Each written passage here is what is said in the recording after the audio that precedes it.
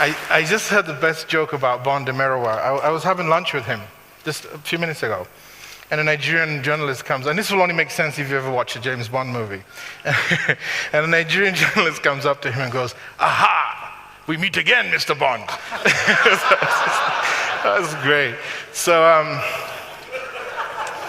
I've got a little sheet of paper here, mostly because I'm Nigerian, and if you leave me alone, I'll talk for like 2 hours. But I just want to say good afternoon, good evening.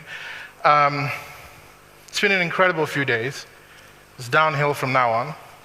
I wanted to thank Emeka and Chris, but also, most importantly, all the invisible people behind TED that you just see flitting around the whole place, that have made sort of this space for such a diverse and robust conversation. It's really amazing. And I've been in the audience. I'm a writer, and I've been watching people with slideshows and scientists and bankers. And I've been feeling a bit like a gangster rapper at a bar mitzvah. Like, what have I got to say about all this? And I was watching Jane yesterday, and I thought it was really great. And I was watching those incredible slides of the chimpanzees, and I thought, wow, what if a chimpanzee could talk, you know? What would it say? And my first thought was, well, you know, there's George Bush. But then I thought, why be rude to chimpanzees? So I guess there goes my green card. There's been a lot of talk about narrative in Africa. And what's become increasingly clear to me is that we're talking about news stories about Africa. We're not really talking about African narratives. And it's important to make a distinction, because if the news is anything to go by, 40% of Americans either can't afford health insurance or have the most inadequate health insurance. I have a president who, despite the protest of millions of his citizens, even his own Congress, continues to persecute a senseless war. So if news is anything to go by, the US is right there with Zimbabwe, right?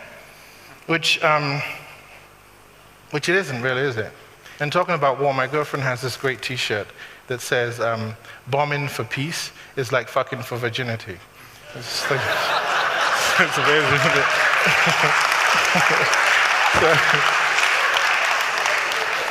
The truth is that Americans, everything we know about America, and everything Americans come to know about being American, isn't from the news. I live there. We don't go home at the end of the day and think, well, I really know who I am now because the Wall Street Journal says that the stock exchange closed at this many points. What we know about how to be who we are comes from stories. It comes from the novels, the movies, the fashion magazines. It comes from popular culture. In other words, it's the agents of our imagination who really shape who we are. And this is important to remember because, in Africa, the complicated questions we want to ask about what all of this means has been asked from the rock paintings of the Sand people, through the Sunjata epics of Mali, to modern contemporary literature. If you want to know about Africa, read our literature, and not just things fall apart, because that would be like saying, I've read Gone with the Wind, and so I know everything about America. It's very important. There's a poem by Jack Gilbert called The Forgotten Dialect of the Heart. He says, when the Sumerian tablets were first translated, they were thought to be business records. But what if they were poems and psalms? My love is like 12 Ethiopian goats standing still in the morning light. Shiploads of thuya are what my body wants to say to your body. Giraffes are this desire in the dark. This is important. It's important because misreading is really the chance for complication and opportunity. The first Igbo Bible was translated from English in about the 1800s by Bishop Crowther, who was a Yoruba. And it's important to note Igbo is a tonal language.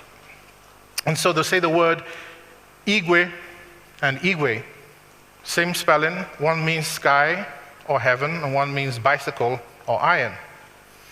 So God is in heaven, surrounded by his angels, was translated as Chukwu no n'eluigwe, ụmụ nsọ ya gbara ya gburugburu. And for some reason in Cameroon, when they tried to translate the Bible into Cameroonian patois, they chose the Igbo version. And I'm not going to give you the patois translation, I'm going to make it standard English. Basically, it ends up as, God is on a bicycle with his angels. This is good because language complicates things. You know, we often think that language mirrors the world in which we live.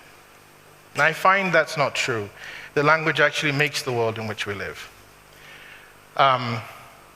Language is not, things don't have any mutable value by themselves, so we ascribe them a value. And language can't be understood in its abstraction. It can only be understood in the context of story. And everything, all of this is story. And it's important to remember that, because if we don't, then we become ahistorical. We've had a lot of a parade of amazing ideas here. But these are not new to Africa. Nigeria got its independence in 1960. The first time the possibility for independence was discussed was in 1922, following the Aba women's market riots.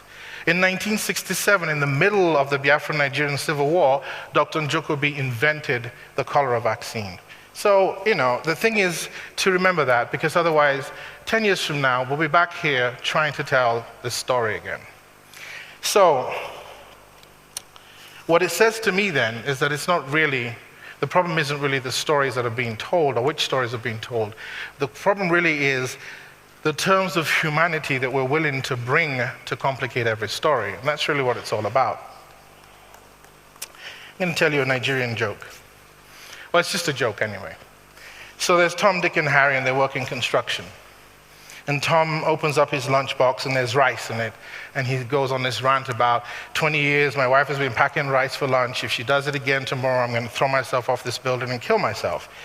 And Dick and Harry repeat this. The next day, Tom opens his lunchbox, there's rice, so he throws himself off and kills himself, and Tom, Dick, and Harry follow. And at the inquest, Tom's wife and Dick's wife are distraught. They wish they'd not packed rice. But Harry's wife is confused, because she said, Harry had been packing his own lunch for 20 years. This similarly innocent joke, when I heard it as a child in Nigeria, was told about Igbo, Yoruba, and Hausa, with the Hausa being Harry. So what seems like an eccentric if tragic joke about Harry becomes a way to spread ethnic hatred. My father was educated in Cork, in the University of Cork, in the 50s. In fact, every time I read in Ireland, people get me all mistaken and they say, oh, this is Chris Abani from Cork. But he was also in Oxford in the 50s. And yet, growing up as a child in Nigeria, my father used to say to me, you must never eat or drink in a Yoruba person's house because they will poison you. It makes sense now when I think about it, because if you'd known my father, you would have wanted to poison him too. But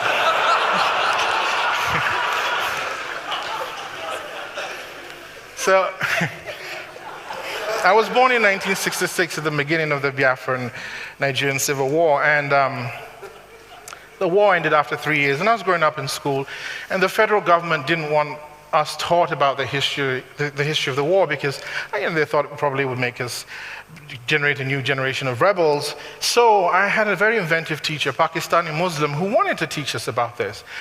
So what he did was to teach us Jewish Holocaust history. And so, huddled around books with photographs of people in Auschwitz, I learned the melancholic history of my people through the melancholic history of another people. Picture this, really picture this. A Pakistani Muslim teaching Jewish Holocaust history to young Igbo children. Story is powerful, story is fluid, and it belongs to nobody. And it should come as no surprise then that my first novel at 16 was about neo-Nazis taking over Nigeria to institute the Fourth Reich. Makes perfect sense. And they were to blow up strategic targets and take over the country, and they were foiled by a Nigerian James Bond called Kayode Williams and a Jewish Nazi hunter. And it happened over 4 continents, and when the book came out, I was heralded as Africa's answer to Frederick Forsyth, which is a dubious honor at best. But also the book was launched in time for me to be accused of constructing the blueprint for a foiled coup attempt. So at 18, I was bonded off to prison in Nigeria. I grew up very privileged, and it's important to talk about privilege because we don't talk about it here. A lot of us are very privileged. I grew up servants, cars, televisions, all that stuff. My story of Nigeria growing up was very different from the story I encountered in prison, and I had no language for it. I was completely terrified, completely broken, and kept trying to find a new language, a new way to make sense of all of this. 6 months after that, with no explanation, they let me go. Now, but those of you who've seen me at the buffet tables know that it was because it was costing them too much to feed me.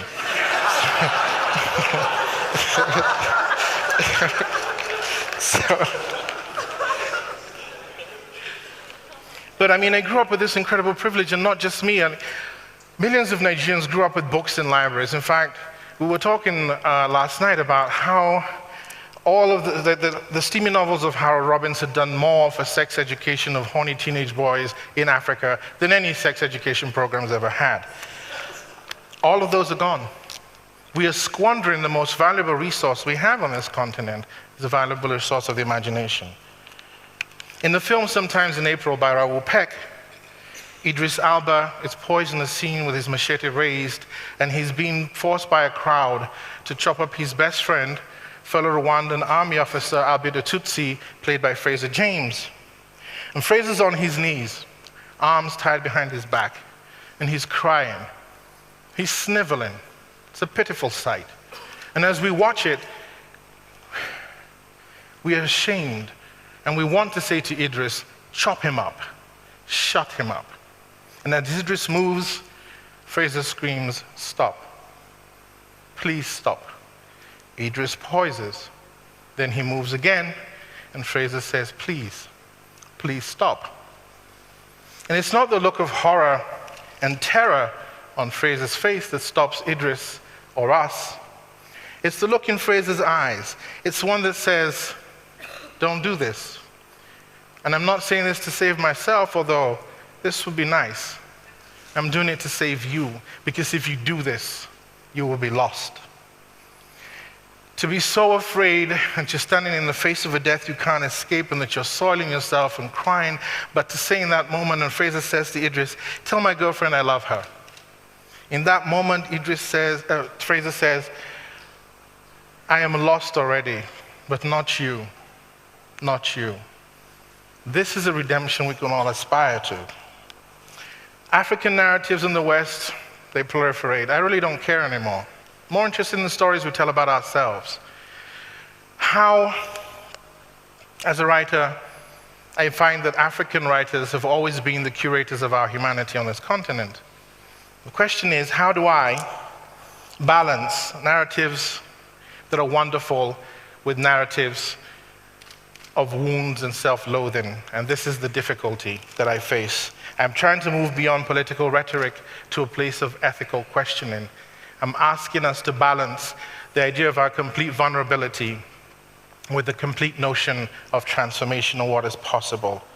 As a young middle-class Nigerian activist, I launched myself, along with a whole generation of us, into the campaign to stop the government, and I asked millions of people, without questioning my right to do so, to go up against the government, and I watched them being locked up in prison and tear-gassed. I justified it, and I said, this is the cost of revolution. Have I not myself been imprisoned? Have I not myself been beaten? It wasn't until later, when I was imprisoned again, that I understood the real meaning of torture and how easy your humanity can be taken from you. For the time, I was engaged in war, righteous war. Excuse me. Sometimes I can stand before the world. I want to say this, transformation is a difficult and slow process. Sometimes I can stand before the world and say, my name is Chris Abani. I've been human 6 days, but only sometimes. But this is a good thing. It's never going to be easy. There are no answers. As I was telling Rachel from Google Earth that I had challenged my students in America, said, you don't know anything about Africa, you're all idiots. And so they said, tell me about Africa, Professor Abani. So I went to Google Earth and learned about Africa. And the truth be told, this is it, isn't it? There are no essential Africas, and most of us are as completely ignorant as everyone else about the continent we come from, and yet we want to make profound statements about it. And I think if we can just admit that we're all trying to approximate the truth of our own communities, it will make for a much more nuanced and a much more interesting conversation. I want to believe that we can be agnostic about this, that we can rise above all of this. When I was 10, I read James Baldwin's Another Country, and that book broke me. Not because I was encountering homosexual sex and love for the first time, but because the way James wrote about it made it impossible for me to attach otherness to it. Here, Jimmy said, here is love, all of it. The fact that it happens in another country takes you quite by surprise. My friend Ronald Gottesman says there are 3 kinds of people in the world: those who can count and those who can't. He also says that the cause of all our trouble is the belief in an essential pure identity: religious, ethnic, historical, ideological. I want to leave you with a poem by Yusuf Kumunyaka that speaks to transformation. It's called Ode to the Drum, and I'll try and read it the way Yusuf would be proud to hear it read. Gazelle, I killed you for your skin's exquisite touch, for how easy it is to be nailed to a board weathered raw as white butcher paper. Last night, I heard my daughter praying for the meat here at my feet. You know it wasn't anger that made me stop my heart till the hammer fell. Weeks ago, you broke me as a woman once shattered me into a song beneath her weight before you slouched into that grassy hush. And now I'm tightening lashes, shaving hide as if around a rib cage shaped like 5 bowstrings. Ghosts cannot slip back inside the body's drum. You've been seasoned by wind, dust, and sunlight. Pressure can make everything whole again. Brass nails tacked into the ebony wood, your face has been carved 5 times. I have to drive trouble in the hills, trouble in the valley, and travel by the river too. There is no palm wine, fish, salt, or calabash. Kadum, kadum, kadum. Kadum. Now I have beaten a song back into you. Rise and walk away like a panther. Thank you.